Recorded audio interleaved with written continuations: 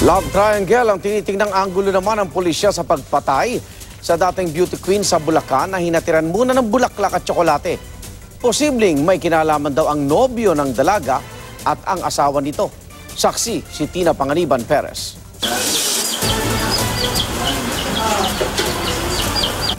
May kurot sa puso ang pinag-isipang pagpatay sa Bulakenyang si Mary Christine Balagtas, ang 2009 lakambini ng Bulacan na minsan ding naging mutya ng Malolos at Plaridel, pinakilig muna ng mga hinatid na bulaklak at tsokolate sa sariling bahay bago walang pusong binaril sa kaliwang sentido ng isa sa mga naghatid sa kanya ng regalo. Tila eksena sa isang nobela o soap opera na hindi kailanman akalain ng kanyang mga magulang na mangyayari sa kanilang unika iha.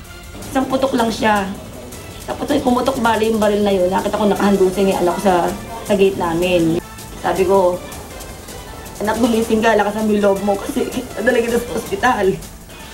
Ngayon, ang krimeng pinatingkad ng mga simbolo ng pagmamahal lumalabas na may hugot sa puso base sa anggulong love triangle na nakikita ng pulisya.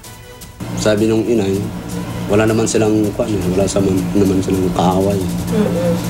Maliban lang dun sa boyfriend ng kanyang anak na may asawa. Masasabi po ba natin na yung mag-asawa ang primary suspect?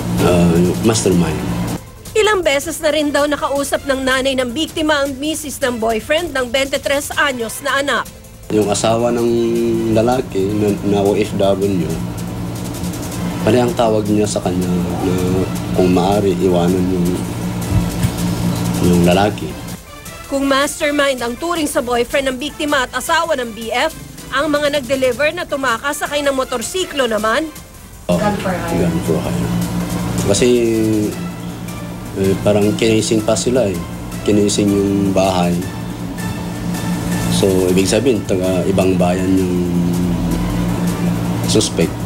Natatandaan ng ina ng biktima ang itsura ng isa sa mga suspect kaya ipapasketch ito. Sumuko na lang dahil